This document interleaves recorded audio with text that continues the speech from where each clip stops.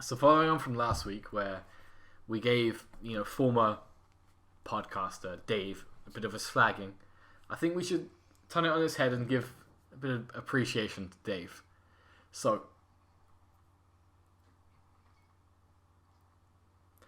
and moving on to our fantasy football section. We've qualified for the World Cup. Go and compete.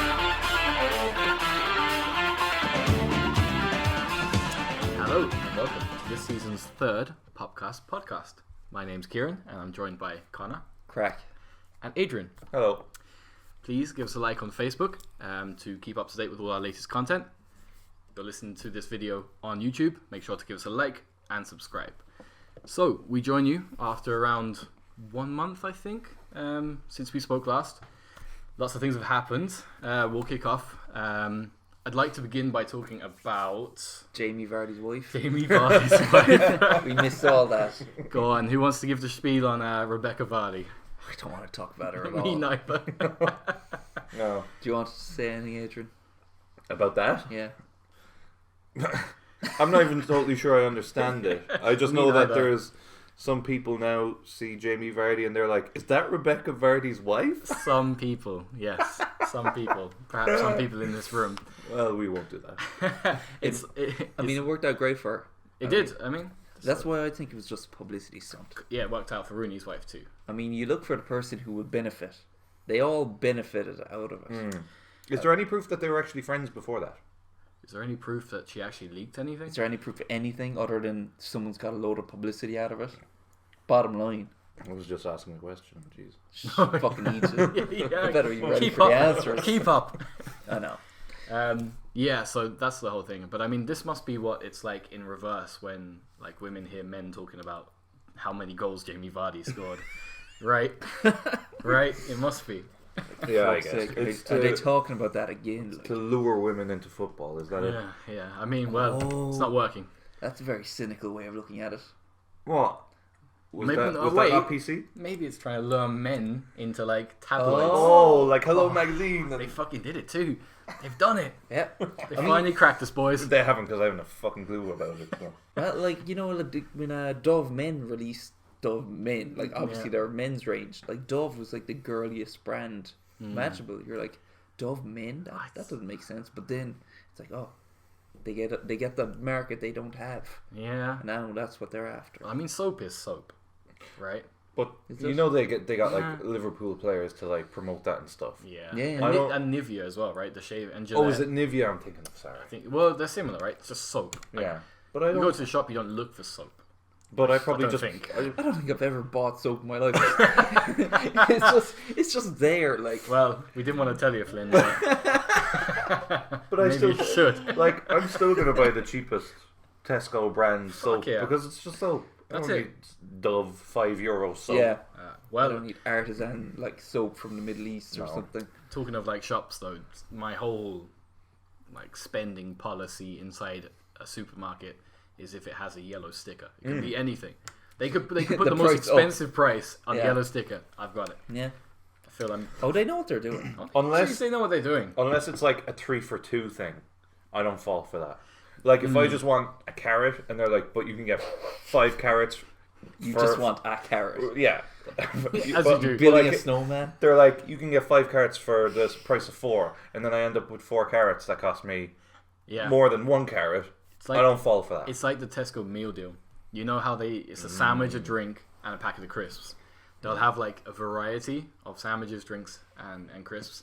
If you went for like what's your typical sandwich filling? Like ham and cheese. I like with a- chicken and stuffing. Chicken stuff. Okay, we'll use that one. All right, with a bottle of water. But I like ham and cheese. Go with ham and cheese. Whichever one, right? But whatever is the most commonly selected combination. So maybe a bottle of water, ham and cheese, a bag of cheese and onion, right?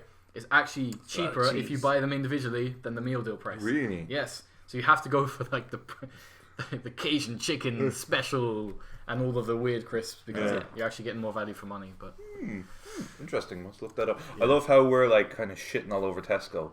And have you ever Yeah. listened to Eamon Dunphy's podcast. No. Why the It's fuck would I it's a listen to podcast? that? It's Okay. sponsored by Tesco. So at the start, the start of every one, he's like, and this podcast is sponsored by Tesco because Tesco believe that the finest conversation should be accompanied by the finest food.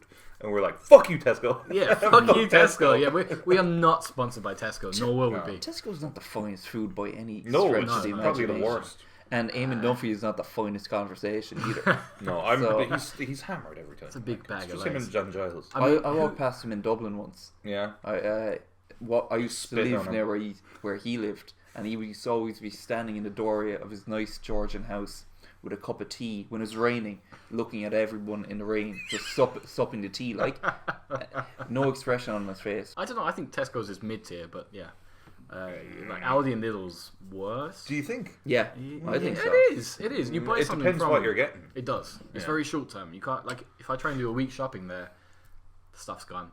Everything is imitation in Aldi and Lidl. Like, Yeah. it's all just imitating what's in Tesco's or Super Value or whatever. Yeah, yeah. Well, I think that leads us really smoothly onto Chelsea. Chelsea, I think they've won 6 games on the bounce now. Transfer embargo in the summer. We all kind of thought, how are they going to react to that? It seems quite well. Frank Lampard's done a great job. They fielded today the youngest ever Premier League team as an average. Chelsea Premier League team, I think. Was it? Yeah. Oh, okay. That kind of dampens it a bit, but I mean, even so, the youth on display was quite impressive. We have shit on Chelsea's loan policy for the entire podcast's history. Yeah. This is what they should have done all along, right? Once they get the transfer embargo over it, they'll just fucking bottle it again and buy a load of players. You reckon? And they'll throw it all away. I think so. I hope they don't. I I hope they do. Yeah. I suppose I mean, You hope Chelsea do well? to an extent. I like teams doing well until it's not like insufferable. That's why I have a I think dislike for all of- City. No matter what United. Chelsea does is insufferable to me. Really? Like, how? What? Yeah. Well, like right now, I think the team that they have is entertaining. I just think the whole Chelsea team, the club as a whole, But is that I don't want to ever see it succeed. But that's since they were taken over, though. I'm guessing you mean. Well, yes, but also their whole identity and history is based around hating black people. So, like, I mean, I'm not sure if that's the entire thing. what's the first thing that comes to mind when you think of Chelsea? Drogba. Frank Lampard, yeah. Okay, Chelsea fans then. Nice. Blackest. When you hear what's the first thing that comes to mind when you think of Chelsea fans? Yeah, it's true. Yeah, because they've You had think that. it's throwing black people off of trains and stuff. Yeah, but like I mean, that's very recent, and I'm not saying that their fans haven't been involved in that throughout the years. And I think Combat 18 is their hooligan name. They've been very A fucking wanker name. well. 18 is AH, and you can do the rest on that. That's what that stands for. So yeah, they do have a grim past, I suppose. But like I mean, on the field, I think I mean, you have to give them credit this season.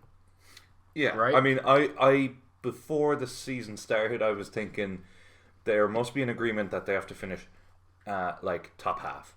Because if your man Abramovich wanted top 4, then Lampard would be sacked. So I was thinking there's no way he'd take that job with so little experience and no signings and agree to like a top 5 finish or something. But now they're third now. They're third now. Second, I think. Second on goal difference. It's only Oh, Leicester. as we're speaking. Yeah, as we're speaking, and it's only because Leicester thumped Southampton 9-0. Yeah. Um, So, he's Well- doing a good job, and it is good to see like young players, like English players, get the chance. Like, Why? It's good to see young English players. Why do you care? I mean, it's not like I'm anti-England or anything. I mean, what this difference isn't does the it make to you? fucking. I mean, if yeah, to take Annie's point there, if it was Barcelona with a bunch of like 20-year-old Spanish people, we'd be like, wow, a Spanish resurgence. But whenever it's like English players, it's just like they'll go to But do nothing. you not think it's good to see academy players doing well? I think it is, yeah. Yeah. Take away nationality, I alright. think the academy players is what's Grand. really kind of winning it for me. Would you prefer them signing all the best young Italian players? Well, I mean, that's what I said. I think they're going to do that anyway once the transfer embargo's over. Yeah, I don't know. part of me also believes that as well. But yes, for now, yes. it is kind of cool to see like Abraham, who was never going to get a chance, actually get a chance, and Tomori and Mount and all them. You know, and now they're all in the English squad. So I think it's, I don't know, it spices it up. It does, and like their big signing. I think two factors as well. On top of the youth that we've seen too, is we're actually witnessing a resurgence of Willian. I think he's been exceptional since he's started to come back into form. And he's old. And we've seen how good Christian Pulisic is, or maybe I think he says Pulisic. Pulisic. Yeah, Does he? Yeah, because he's American. cool. It's not a very American name.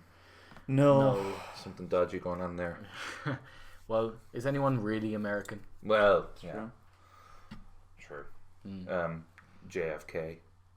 He's Irish. Yeah, he was Irish. I don't know. The Americans got rid of all the other Americans. Yeah, Chelsea doing well. Do you think think they'll so. finish top 4? Well, another way to look at Chelsea is they haven't beaten anyone in the top half of the table yet, have they? No, that's a good point. I don't know about top half, but they haven't. They lost to United first game Yeah, of the season I mean, poorly. They lost to Liverpool, but I thought that was a very, very close game. It was. To be fair, Yeah. Like, who have they beaten this season? They've beaten a load of they've had a nice small run. teams. Well, They've if had a they nice can run. beat the rest of the table that aren't the top 6, they'll probably do pretty well. Well, you mean That's if their they can system. actually beat good teams? No, I mean if they beat everyone bar the top 6, they'll still probably do pretty well. Oh, in the yeah. league. Yeah, sure. Well, You know, if that's the system. perhaps I'm being like optimistic with it, but I'm looking at like 12 games when there was only one of those 12 games where Chelsea looked a complete mess. They've looked quite good since. They've been entertaining to watch. I do agree. There's a part of me that does say that as soon as the embargo is lifted, their backline isn't great. They're conceding loads of goals, so they'll heavily invest in that, and then you just start to see these kind of young players drop to rotational roles, and that will be a shame. That would be a shame. Yeah, because Abramovich's history is never long-term planning, ever. So does that mean that? Well, I guess it's obvious because no manager really has longer than a year or two anyway. It seems, but does that mean that Lampard was only just like a 6-month fix? No. No. I don't think so. No, I think he'll be given another season after this as well. But, Okay. you know, maybe a Di Matteo season where it's like, as soon as things start looking down, it's like, well, I'll just bring in someone else that'll do it for me. Because that's just what he's done every time. It's worked out okay for him. How long should he be given? Should he be given? I mean, I'd like to see him there for a few years, but obviously, if it turns into a Solskjaer thing, and they're losing or drawing, you know, every 5 games or 5 games at a time, then he'll have to go. But if they get top 4 this season, that'll be amazing. To be honest, I think. Now maybe they're lucky in that Tottenham are doing shite and Arsenal aren't doing too great. Maybe it's, you know, they're taking advantage of that. Yeah. But the fact they're top 4 or 3 or 2 at the minute is very impressive. Yeah. The big test will come when, I think, like Flynn said, is that when they do clash the top 6 or the traditional top 6 teams and see how they fare in that too. But I have to say, I'm a fan, and I think Frank Lampard actually knows what he's doing. I think that trial period at Derby. I think it's too early to say. Really? Yeah, I Really? do, yeah. Okay. No, that's we're, fair. We're a third of the way into the season, you know. I mean, he's only played like 10 teams. Like, 12. I mean, I think there's a real Fine. I think there's a kind of hype factor around the new manager for like 5, 6, 7 games. do you remember when Norwich beat City and everyone was like, Daniel Farke, is it? Manager of Norwich? Yeah, and they were yeah. like, wow, what an incredible job he's done. Since then, have they won a game since then? Well, we'll skip away from Chelsea now and we'll focus on like the real, I guess, talking point, which was Norwich and Watford on Friday. I mean, everyone's dying to hear about it. But silence. Yeah, no. But yeah, Norwich. How on earth did Norwich beat City? They are atrocious. They are really bad. And they didn't beat City, luckily. They Nope. played them off the park, really. And I think I can name 2 Norwich players: go on.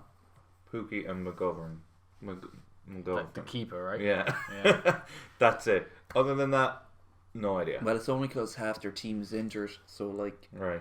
you could never get to know their starting 11 because I it's getting haven't changed. I haven't seen them much at all. Are they still like sticking to their guns and doing this passing game and this, you know, we're gonna come up to the Premier League and play football and play our game, or are they kind of at the stage now where they're like, right, this hasn't really fucking worked? They're trying to, but like they're not getting the ball. They played Brighton, they didn't have a shot on target. They played Watford, they had 2 shots on target.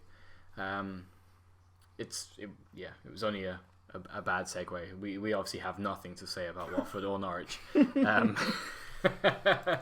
Thank God. The 2 lads went absolutely pale and wide-eyed. Where Watford in the table? Watford are now 3rd from bottom because they beat Norwich. This was their first win in the season. First win of the season. And they were the last team in the English football pyramid this season to get a win out of 91 teams. I think it speaks volumes that they did it against Norwich too. Of the 3 teams that came up, if we're honest, we would have said it would have been Sheffield United 5th. Oh, sorry, Norwich 5th and Sheffield United 20th if we were given the scenario that after 12 games, it is how it is. But I think credit needs to be given to Sheffield United as well. Speaking of sticking to their guns, Sheffield United are a team that have stuck to their guns. I want to hear about this.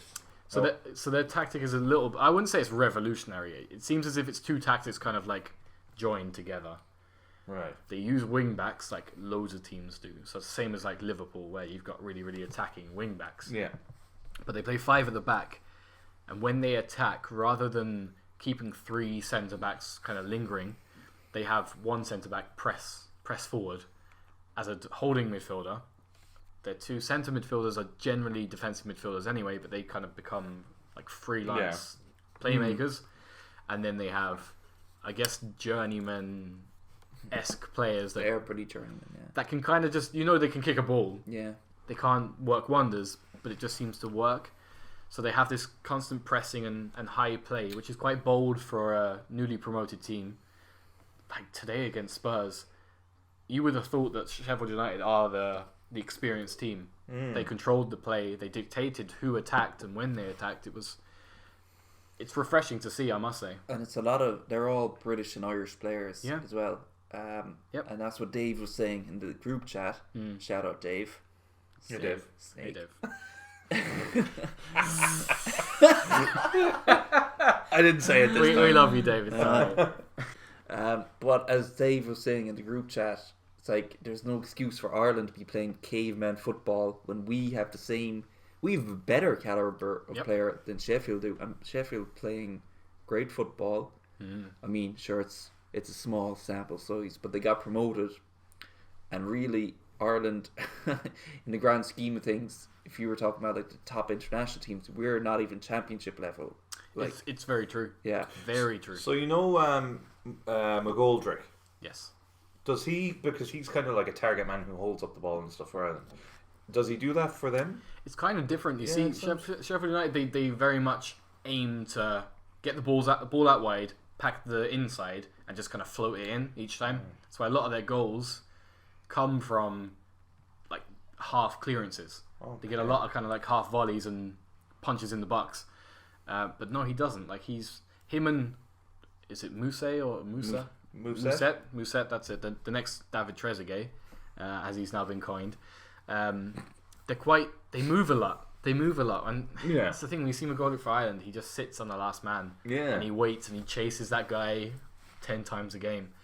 But this is it. We're not playing. Well, it's a bigger issue, but we're not playing to our straights for the Irish national team for sure. I was wondering because I had heard loads about Sheffield United's, what did they call it? Overlapping centre backs. Yeah. And I was like, what the fuck is a centre back doing? Like running way out to the wing and overlapping the winger, but they just run through midfield basically. Pretty much, It's right. like that of it's the not three overlapping then, is it? Well, it's overlapping the midfield, I guess, is the big thing.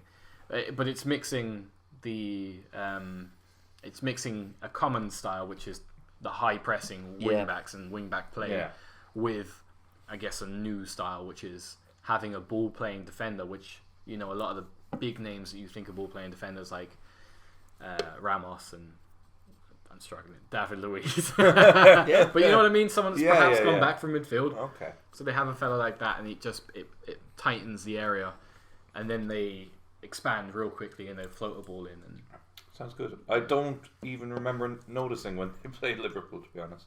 Well, to be fair, I think Liverpool just stifle other teams' tactics.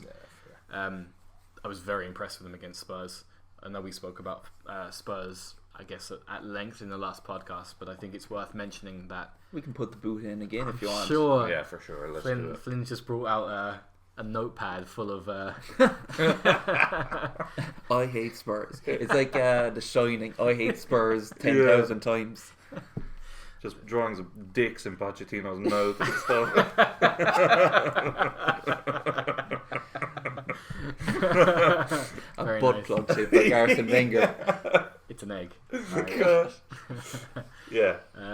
But yeah, it was really, really quite funny, but also embarrassing to watch Spurs today, where Sheffield United, with this pressing play that we've just mentioned, they kept trying to play it out from the back and have two centre backs in the box and try to short pass it. There'd be one or two passes, they lose the ball. It was just, you're professional footballers. If that happens twice, that's probably too many times. You learn from that. Yeah. Yeah, you got to make like decisions on the pitch. I think Klopp is big on this. Is like Yeah. they work it out.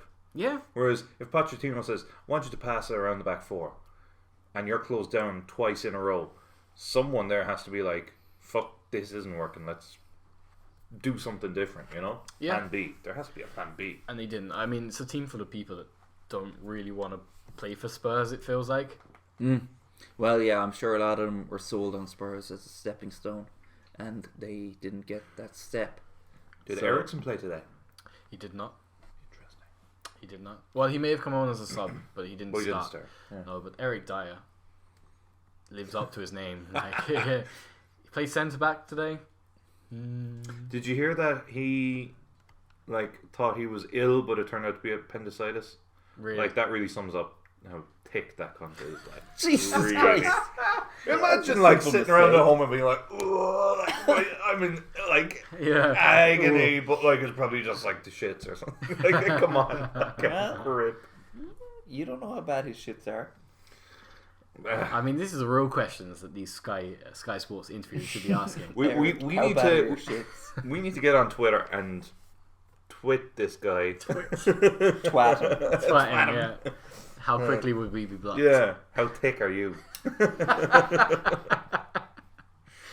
Yeah. But they were very bad. They were very bad. Harry Kane is shadow of his Really? former self. Yeah. I'll give you a trade for him. Can I take like Callum Wilson from free agency, please? We'll get to that. We'll get to the Yeah. section. We'll get to the fan. Well, to move on from one shit team in North London, Arsenal just lost to Leicester.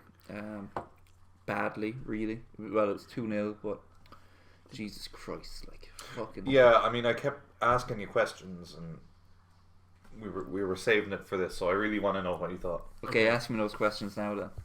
How did it feel looking at that game? Shit. Like, Yeah, but like, I mean, you saw they weren't pressing. You saw their style of play. You know, Leicester. Like I was saying, Leicester, man for man, don't have as good a team as Arsenal. People I who say think they almost do. that's on form, but like on paper, look, Ozil should be better than Maddison. Yeah. That shouldn't really be a question. Fair. But Maddison ran the game, and Ozil did dick all. So how does There's that feel? no motivation or desire in the players at all. Like they don't. I don't think they want to play for Emery at all. And Emery, look, I've nothing against the guy. I'm sure he's a great family man, but like Jesus, the worst thing you can say about he a doesn't manager. inspire any confidence. Like I can't look at that guy and think, yeah, I want to stand behind this guy and be like, yeah, come on, because I mean, I don't want to be too cruel to him, but like he just comes off as like a bit of a wimp, In like. case he's listening. Yeah, well, he might I be. mean, Yeah, 'cause I know what you mean. I don't though. hate him or anything, but it's like Jesus Christ, man. He comes out every week and it's like, yeah, we're not winning, but we're drawing games, and it's part of a process, and we need time. I'm like, fucking hell. Come on. I what- felt the after match interview, the Sky Sports interviewer really, really pressed him for like some emotion, and the guy, obviously there's a language barrier, but clearly missed the points of the questions. Yeah. Emery kept mentioning consistency, and that all he expects is consistency, and that he's seeing consistency. Flynn, would you say that Arsenal are being consistent? No. Consistently poor. I think is Consistently- probably more accurate. But I mean, they're just they're bitching out of stuff. Like they're Yeah. in the game. You were watching the game, and Leicester just pass straight through them, and the players just watch them do it. And then they get into the box, and there's diving last-ditch tackles from David Luiz or Chambers or whoever, and you wonder why every week they give away penalties or they like score own goals or fucking shit. And you're like, Emery is playing a defensive kind of football. Like he's inviting pressure onto him. He's saying, okay, just hang back. And then when they actually get onto him, they can't defend or they can't do anything, and they just go straight through him like fucking knife through butter, and the whole thing just falls down like a fucking house of cards. And you're like, yeah, I could get behind it if I saw any progress. Like if there was any progress in anything, I'd be like, well, you know, he needs time, the project needs time, you need to let him do his work. For the first season, that was a write-off. I was like, first season after Wenger, I mean, as long as they didn't get relegated, everything was fine. And like the season after the first season was when I was going to judge them. But like it's a season and a half nearly, and there is nothing to show for it. And not only is there nothing to show for it, they've gone backwards, if anything. yeah.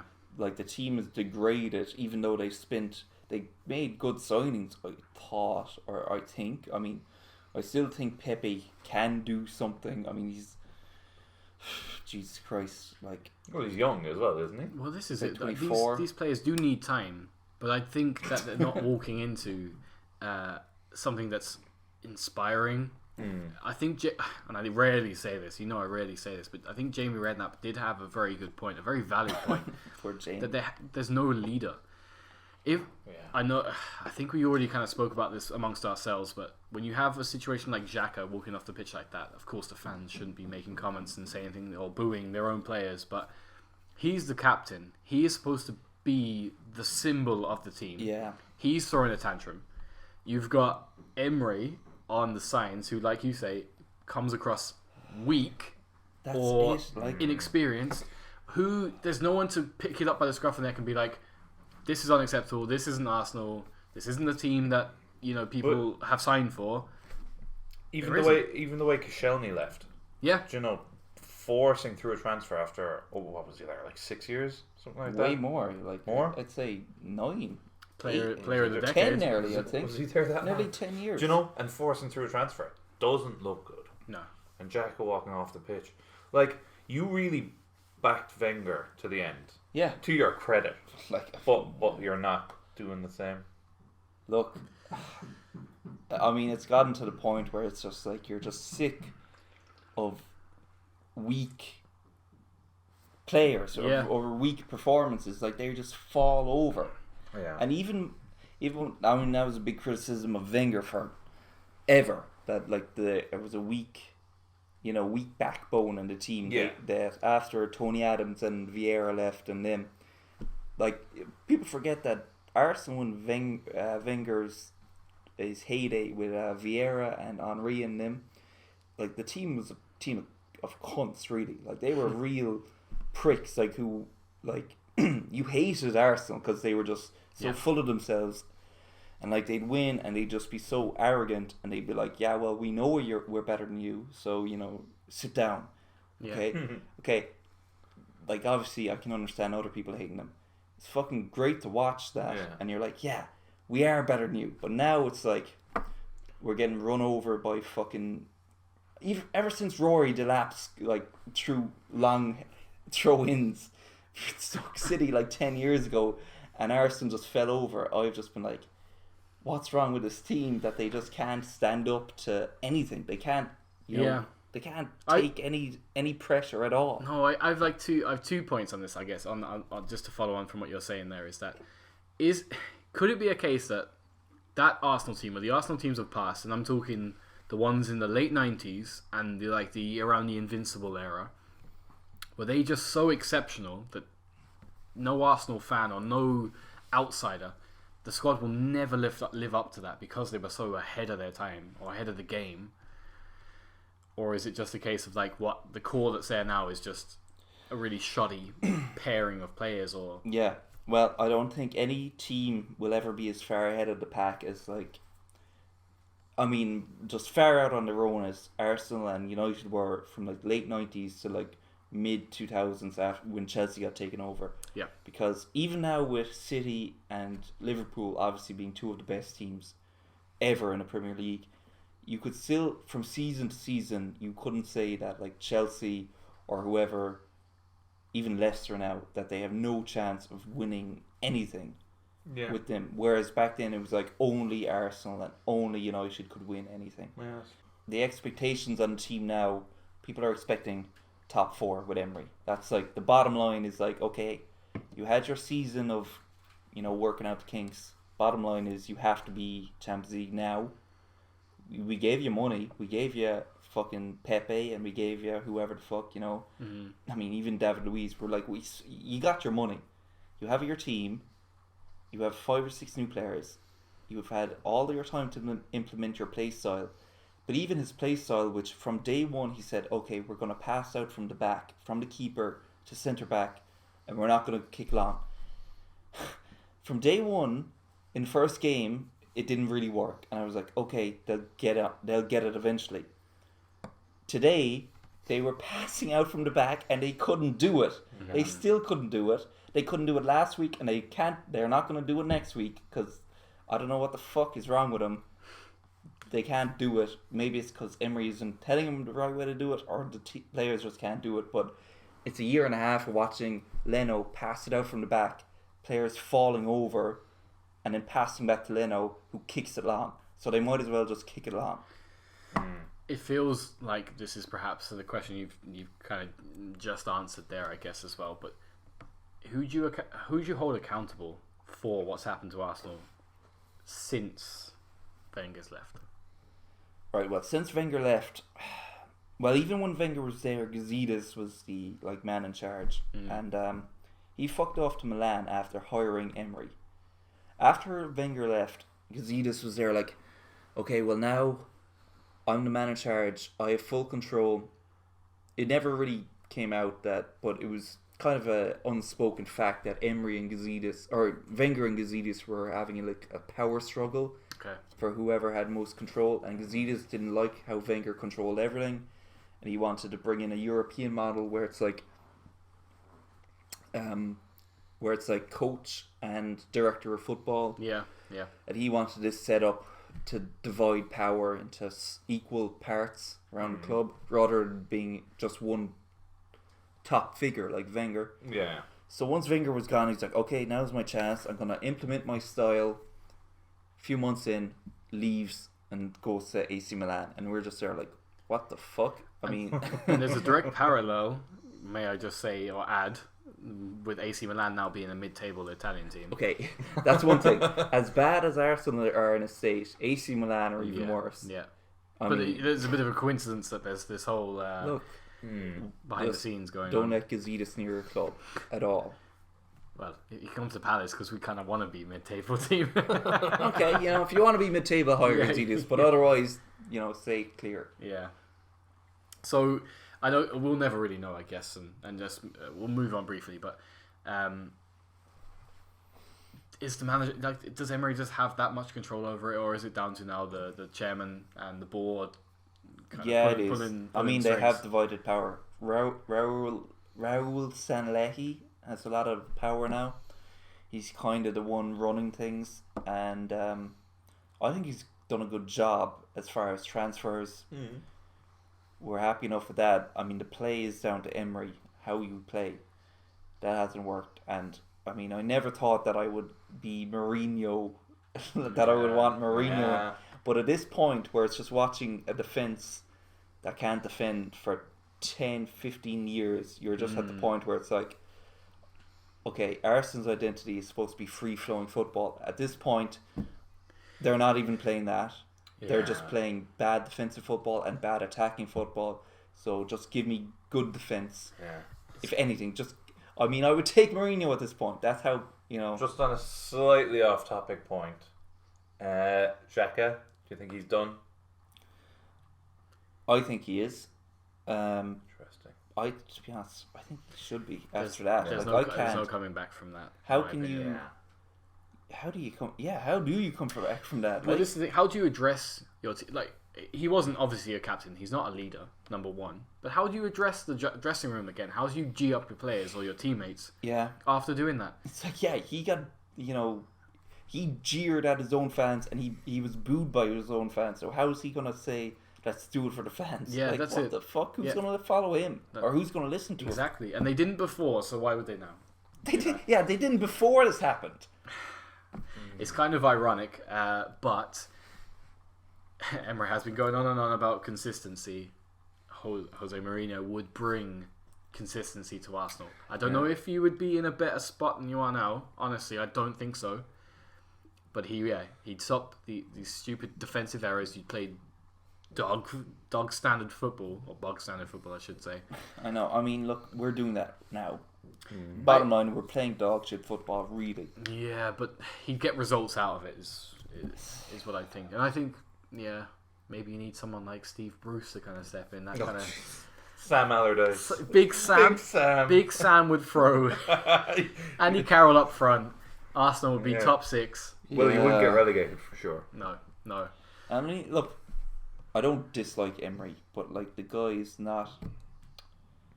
He's not the right guy for the job. No, I think you're Flynn right. is fed up.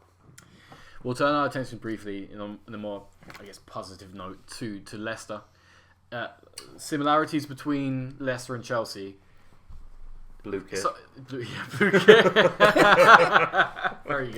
Very good. Jamie Vardy, early 30s, seems like he's found his league-winning form again. Rodgers, we spoke previously about him. He has a really good unit of players. Is this something they can keep up? They've had fixtures in their favour. Are Leicester the real deal? Are they a top 4 team now? I think so. Yeah. Yeah? Definitely. Yeah, I mean, they did lose to Liverpool, but it was tight. It was the last minute penalty. Milner, wasn't it? Whatever Rodgers is doing, he's getting the best out of them. I mean, Chilwell is like a decent left back, but he's not a world beater, is he? Well, come on. Arsenal standards, yeah. I wouldn't say he's a world beater. No, he's not. But he's a good left back. But he's making him look really good. He's making Ndidi, who has been average for a few years, look really good. Vardy is back scoring. He's top scorer at the minute, isn't he? Yeah, I believe so. Yeah. Yep. Him and Abraham. Do you know, and Madison, like, he's just making it work. So I don't see why they'd suddenly fall off a cliff. Do you know? But when, again, it's kind of, they're taking advantage, like they did the year they won the league, of other teams playing poorly. Arsenal aren't really doing it, so they're ahead of them. Chelsea are doing okay, but Spurs aren't in it. I mean, a couple of years ago, United aren't in it. A couple of years ago, I don't even think United. I don't even be think of honest. them anymore. A couple of years ago, you would have had like Everton and Watford and stuff, and even Wolves last year. None of them are really in and around there. So I think definitely they'll be up at top 6 for sure. I think you're actually underrating some of their players. Like, they have the team they're not fluking wins. Like, they have a top quality team that, like, half their team would get into, not Liverpool. They would get into like top teams. They would like the top tier teams. I mean, I guess I'm basing everything off like a Liverpool team at the minute. So maybe I'm looking at a lot of them and saying they would struggle to get into it. If you're talking like a top 6, I mean, they obviously would because they're top 4. So I understand what you're saying, but I do think it's basically the same team that was there last year when that fucking Egypt. Yeah. But it couldn't just do shows how anything he's a with bad manager. Yeah, it shows how Rodgers is doing well. It's true, and I know we do, but I think Brendan Rodgers needs to get more credit than he perhaps has in the past and should do. Yeah. He is someone that at Arsenal, he would be a leader. He would be someone that organises things, and you get behind Rodgers. I think it's always been said his man management is the thing. Yeah, he does make good players great. Yeah, and he can make players play in a system that works and brings out the best in players. Yeah. I've questioned him as a recruiter. That's fair. But I do think you can see he was given this Leicester team, look, this is a Leicester team that's done shit, can you make him good? And he's gone, yeah, fuck it, yeah. Jamie Vardy, give me him. Give me that. Yeah. Well, this is it. The guy just needs his Red Bull and WKD before a game, and I don't think Garrison could even get him at this point. He's only been there at Leicester like a year. Is it a year? Who? Rogers. Yeah, Rogers. just because he was. I forget his name. Something. It was Puel. Yeah, he was Puel. fired like after Christmas or around Christmas time last season. So Rogers Yeah. hasn't even been with Leicester for a year at this point. But he had all the summer to do all this shit. Yeah. Do you know? And, Yeah. And I think he would be a great manager for Arsenal. I think he would too, but I don't think it could happen. Me neither, but I think it's more likely Eddie Howe will step in at some point. Really? I would like it. God, that's been talked about for years. I know now. it has, but what's the one thing that I guess Bournemouth have week in, week out is that they do have organisation, they have teamwork, and Yeah. they don't have they do, but they don't really have like a standout player and the rest is fall in line. They have a squad. They have 15 players that will give you consistency. Yeah. I mean, Bournemouth have never been in trouble with relegation, really, have they? No. And they're people forget how small Bournemouth are. They are. Like Their they're stadium tiny. is like 12,000 It's the capacity. smallest or something. stadium. They're a Premier league. League. They're a It's nuts. League Two team. And if you ever get the chance on YouTube, I think it was on their YouTube channel during the summer, they did a lot of they're only 2-3 minutes long, but there's loads of like coaching clips of when Eddie Howe is doing drills with the Bournemouth team. Yeah, the guy is just so fascinating, so eager, Really? so engaged. The way he talks to players, even if you want to learn how to like communicate with others, it's I don't really know much else, but it seems like a masterclass in how to get the best out of average. So I think Arsenal need that. Anything, I take anyone kind of inspiring that you just sort of say, there's a project, that there's something to work towards at this point. So Mourinho, Rodgers, and Eddie Howe. That's our top picks. Yes, and I think Emery's not even out the door yet. No, but to wrap things, I guess It to wrap feels things up inevitable. too, No. Yeah, it does. it has to be, yeah, because there's so many knee-jerk decisions made in the Premier League now. Once Arsenal go on a 2-3 game losing streak, which they're going on the way towards, I think he's contender. I don't know what the odds are, but I think he's contender for the first manager gone. Yeah, I mean, Him it and is funny that Southampton they're manager. only fifth. Yeah, I just want to say Yes. Which is Ralph weird. Hasenhüttl will probably be sacked by the time this podcast is. It's true, That's- and like I would say.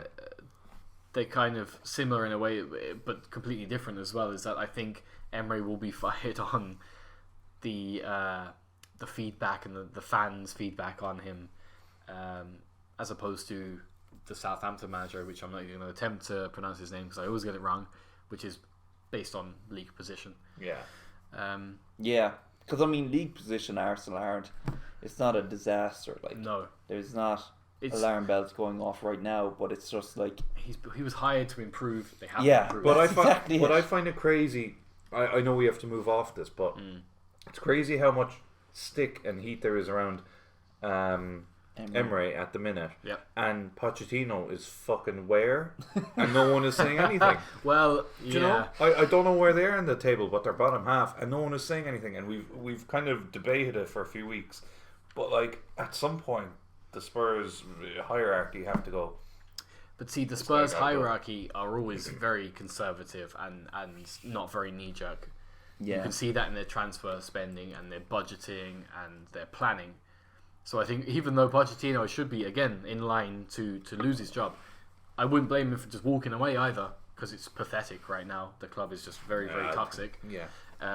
But I don't think they're gonna fire him on the basis that they'll probably have to give him compensation as well, because purse strings are quite tight. that is the kind of thing you have to take into account with Tottenham. It's Yep. like they think about costly compensation and Yep. that stuff. So they'd rather finish bottom half, Pochettino to walk away and be like, well, we saved ourselves £3 million. Yeah. It's quite I mean, funny, but that's what, like, for years people have been like, Daniel Levy, fucking genius, but like they forget this guy. The other side of him is he is super conservative with money Yep. and all that, and if he can save a penny, he'll do it. hot take, without Gareth Bale, Spurs would be a bottom half table team. They would have folded into obscurity, not insecurity, perhaps, but into obscurity because Maybe. yeah, well, he carried them for a good few years. He found them lots of money. Yeah. He got them to Champions League. He kept them in the Champions League. Although they wasted a lot of that money. They did. But they did make it a lot of it back as well. Yeah. They got lucky with the resale of those failed signings. Yeah, they did. recouped a lot of money, which is odd. It's funny that Paulinho was one of those flops, and Right. like that he had the weirdest career ever. Went Yeah. off to China, came back to Barcelona, Yeah. and then went back to China. Okay, That guy just plays for money. I think we're all in agreement on that. good for him. We're at a little bit of a disadvantage because we're recording this podcast the night before, I guess, the big game of the weekend. Of this half of the season. Of this half of the season, really. Yeah. This could define the future champions of England. Absolutely. So we'll do a small preview of the Liverpool-Man City game. Watch out for all the contradictions we make, all the incorrect predictions we have. This is what happened last time, because last time we recorded was before the City United game. And I must say, You got it right. I got it right. Yeah. So I'm going to try and keep that going. Yeah. I'm going to predict the same result tomorrow. Okay. I do think so too. I think it'll be a draw. Okay. Yeah. Why do you think that? I think that because I think Pep Guardiola has a weakened team. He's trying to play mind games. And I think that sometimes when Liverpool do step up to the big games, they get a bit nervous and they do. I know there's a lot being made out of this game. I don't think it will necessarily define the season. Hopefully not. I'm gonna go for Liverpool win. I think. Really? I agree. I think they're missing. I think City are missing too many key players. Even I've said already, like Company and Sané and things like that are a huge loss. I know they've got De Bruyne back from last season. Fabinho didn't play City either games last season, I think. Interesting. And he's a huge player. He and is. I think Anfield will just be a bit too much for them. I don't think they're doing amazing. They just drew to Atlanta. Is that how you say it? Atalanta. Atalanta, So yeah, I don't think it'll be. It could be like 3-0 Liverpool. I don't think it will be. But I still think we'll beat them pretty comfortably. We've basically a full squad. Yes. And at the worst, if they're winning, a lot has been said about the lineup as well, about midfield. So Wijnaldum will play, Fabinho will play, and there's a lot being said of will it be Henderson or Ox. I think it'll be Henderson, and I think at the worst, if they're a goal down with half an hour to go, they'll bring on Oxlade-Chamberlain. If they're a goal up, they can bring on Gomez or do whatever the hell they want. Yeah. Okay. So I think Liverpool will win tomorrow, and you'll know the result by the time this comes out. What's your thoughts, Finn? I think Liverpool will win. I think it'll be 2-1 to Liverpool, and if it's not, I can just erase this and pretend I didn't say it. Work your magic, Flynn. Yeah, exactly. But I think City will score because, look, I'm basing this on logic, which is all you can do. Yeah. I mean, if it doesn't turn out right, I still base it on logic. So you can't blame me for that. I think City, even missing players, they have 100, 200 million on the bench. I mean, it's like, oh no, we're missing David Silva. Just throw fucking Mahrez in there. Yeah, that'll do. They have a ridiculous squad. So I'm not worried about players missing or whatever. There's no one player in City makes them tick. Which even De Bruyne, you would think, but like even in their best season when they scored 100 points, they didn't have De Bruyne. So It's true. it's Guardiola makes them tick. As long as Guardiola's there, they're gonna perform. I think. I mean, how many times have City played under him, other than the first season where there was growing pains? Since then, how many times have City played and just not shown up at all? I can think of maybe like once or twice. Very, In very like few times, yeah. 2-3 years. Yeah. I think they'll score, but Liverpool at Anfield is like probably the toughest game in world football, really. So I think Liverpool will win and they'll be well up for it, and they really, really, really want to win the league. It's true. It's a bit of a revenge match as well. Yeah. Right. There's Yeah. a lot of motivation there, and is Salah fit? Yeah. Well, yes. Okay. Yeah, he's pretty fit. I mean, there was a question mark about it, but then he played midweek. Yeah, I mean, I Against haven't Genk. been that impressed with Liverpool Liverpool's attack this season No. in general. Or defense. Yeah, okay, maybe They're I haven't been too impressed with them in general, but they're still, No. getting the job But done. But they're still It's 6 true. points clear. It reminds That's me the of whole like thing. United in like their kind of heyday times too, where like they would just they'd score a 90th minute winner, and Yeah. you'd be like, oh, that's United. I think Liverpool are like falling into that habit, which feels like an inconsistent bad habit, but it's getting results. Like the last 3 games, I think Liverpool have conceded quite early and gotten back into it. League games, I mean. So I think if I was Pep, I'd actually go 90 for the first 20 minutes. Yeah, Because that's when they're weakest. They find it really hard, I think, to start games, which is really strange. You think that's when you're the most pumped up, you know? yeah. So I think there could be a goal in the first 20 minutes, but we've seen what Anfield can do to the very best teams. It's true. And look, even if they win, I just want to put this out there for future me listening to this. Even if City Future win me. tomorrow, it's okay. They're still 3 points behind you. Yeah, and So, that didn't no play worries. a factor at all last season. Yeah, for sure. Yeah. We were 9 points ahead around Christmas time. So if we win tomorrow, we're 9 points ahead. That can change, within the space of a few weeks. So It's true. it's still very early, and a lot can change. But it would be a huge psychological win tomorrow. Because I think if they win tomorrow, they're going to go gung-ho for the Champions League. I think it's high time that they won a Champions League and fucking forgot about the Premier League for a season. That would be convenient. and then Leave it to Pep us. can ride into the sunset then. Yep, absolutely. and fair play to him. Off Fair to play his him. fucking Dubai slave money. Filled with young boys who he can Possibly. Allegedly. allegedly Diddling the way to diddling the way to Dubai. So we've got 2 Liverpool wins. I am going for a 1-1 draw. I just feel that it will be, like you kind of said, Liverpool have a tendency now to concede early, Yeah. and yet they just come alive after that then. Yeah. But I don't think there'll be enough to put a few goals past City. I think it'll be 1-1 again. I saw something interesting, and I'd like to hear your kind of thoughts on this too. Is that if Liverpool had the equivalent injuries that City do, so say Ederson being out, Alisson being out, Yeah.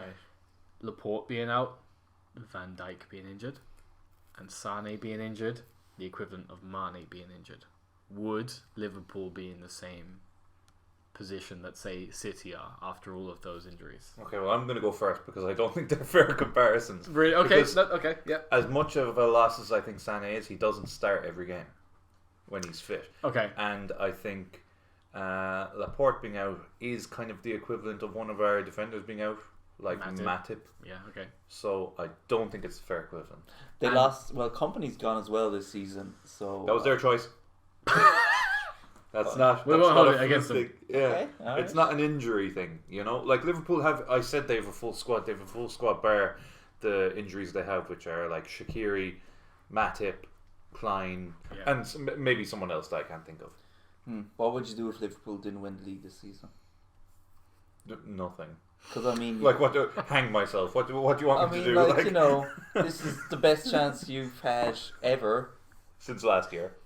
You since should. 4 You years have a before better that. chance this season, I think. I think that even if City win the league again this Hang year, myself.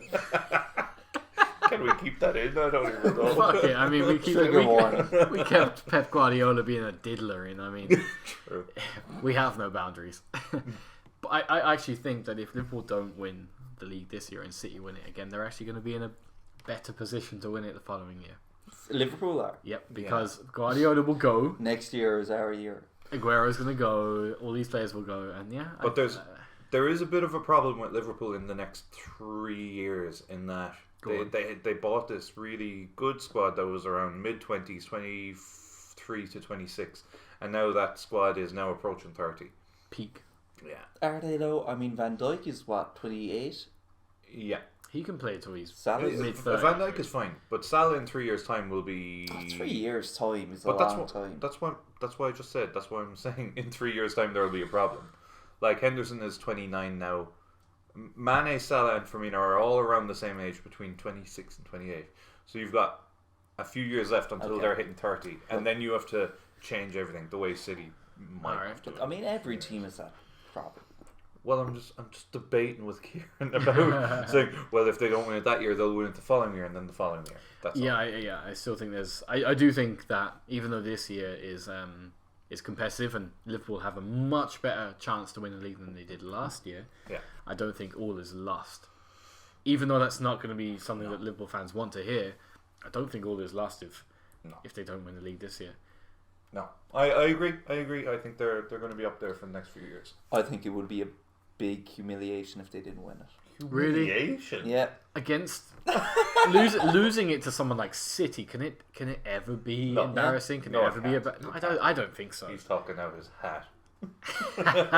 Look, I mean, this is the best team you've had in, 50 years? Mm-hmm. Probably. But like Adrian says, over the next 3 years, just use your example of 3 years. Yeah. I think Liverpool have a more consistent team or quality of team over 3 years than City will. If City don't, I think City will change more than Liverpool will in 3 years. Okay, imagine Liverpool next 3 or 4 years, Klopp leaves, and all you've won, you don't win anything else other than Champions League. Would you consider it a success? It depends how the next few years went. Okay, let's say As you finish top 4 every year, but you don't win anything. Yeah, I would. Yeah, Yeah. because that's how people think of Benitez. But it just, I mean, Benitez. But Benitez Benitez is has just brought Benitez. you back. like- I think Benitez has brought Liverpool back to where they kind of belong, which is like a respected big team. But he also had some bad seasons. He did, but I think the next step, if we're talking of like Emery, of how like he was brought in to improve, I think every Liverpool fan's only desire now is a Premier League title. Yeah. I just think it'll happen. I do too. No, for sure. I think it's going to happen. I think it will happen this year, and if it doesn't this year, I think it will happen next year. Yeah. Next If it year. doesn't happen next year, then it'll happen the year after. and, then, And it might be the beer talking, Marge, but Yeah. and let's look at off 3 years, and then Liverpool are done. yeah. That's it. Back to what's his? I was just gonna like name a random Liverpool striker from back in the early 2010s, but this Varanen. I do, yeah. yeah. Robbie Keane. Who's I could be completely wrong here. Babel. There's a player whose first name was David, and it was something else. Go. Ingo, David Ingo. That's it. Oh, yeah. When I saw his name on the back of a child's jersey in West Cork, I knew that the outlook of humanity was bleak. Yeah, because he was coming to play Dunmanway. He was playing Dunmanway, Some kid yeah. had it on the back of yeah. the jersey. So was John Flanagan. Yeah. Fair play to him. Where is he now? Fuck knows. Yeah. Bolton, I think. So Honestly. they got liquidated, did they? They did. They're on a minus points still, I So think. what happened to those players from like Bury and Bolton? Well, Bury, they were made They're just made gone. redundant. Bolton, they still function as a club. There was delays Okay. in paying them. They're still Alright. paid. But so like the Bury players like got liquidated, the club. Yeah. Are they like free agents now? They were. With Bolton players, it was a little bit different. I think they were given the option of like they were unpaid for X amount of times, so they could walk away. That's why a lot of Bolton's results were like 5-6-0 because they played their youth team, which then the FA said was unethical because it was a bunch of kids playing like professional teams. Right. A bit messy, yeah. It's a bit weird having the FA telling you how to manage your team. Considering that they're not very good at managing anything, and they had Sam Allardyce employed for a small period of time. So But was there anything to that Sam Allardyce thing? I think he had too many glasses of wine. He was having a casual conversation with someone that he didn't know was about to stitch him up. Yeah. We can all do that. We're doing it We're right doing now. it right now. Cheers. We're recording everything we say. Cheers to that. Yeah. So to keep everyone, I guess, up to date on our fantasy draft league, we had our first quarter, our first payout. Congratulations to Mr. Confident, Thanks. who did win by the skin of his teeth. Yeah. It got a bit close. It was squeaky bum time there at the end, alright. Dave nearly pipped him to the title. But yeah, congratulations. You then, for some unknown reason, went into panic mode and wanted to trade for everyone. Is there a bit of theory behind that? No panic, you know. It came across as panic. No, it didn't. It did. It would be like Liverpool trying to like sell Salah right now. Yeah. Yeah. Okay, maybe I was like, want to freshen up the team. Why? It's the team that just won you the first quarter. But only barely. I won it off my early weeks, not my last few weeks, you know? But do they not deserve a bit Callum of time? Wilson, Pookie, these lads have been They've been dog shit, making a living. Like for me, they have not been scoring points at all. Raheem Sterling, my first pick, scored a hat trick week 1. I was like, yeah, sorted.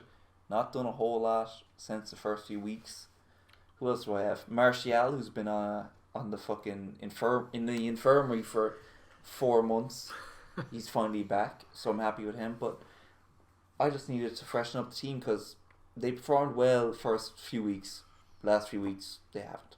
That's a fair point. I mean, you've mentioned a lot of players there that, you know, perhaps were underperforming after a good start.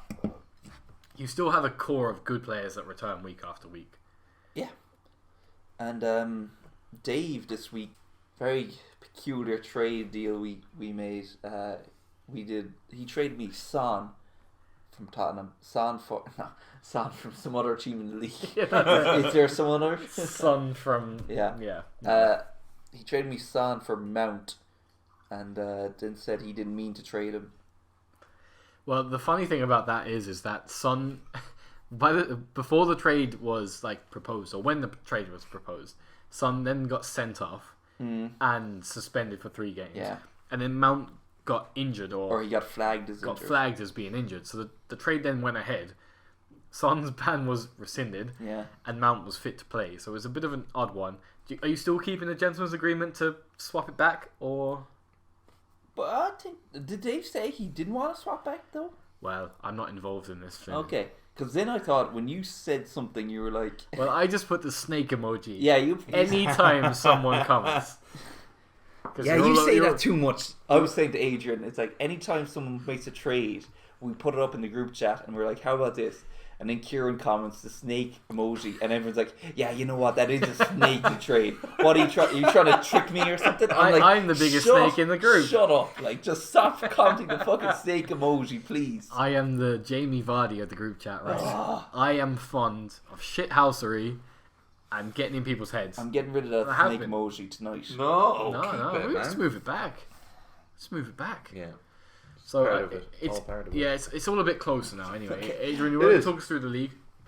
Okay, so it's a little bit different because we're doing it in quarters. So Connor won the first quarter, so he is top of the league still. And then in the post. Yeah, so then the difference between the end of the first quarter and the end of the second quarter, whoever has the most points in that period will win the second quarter. But still top of the league, we've got Connor. You're on 550, pretty good. Dave is still second, 536. I'm coming up quick in third on 532. Coming up the rear. Yeah.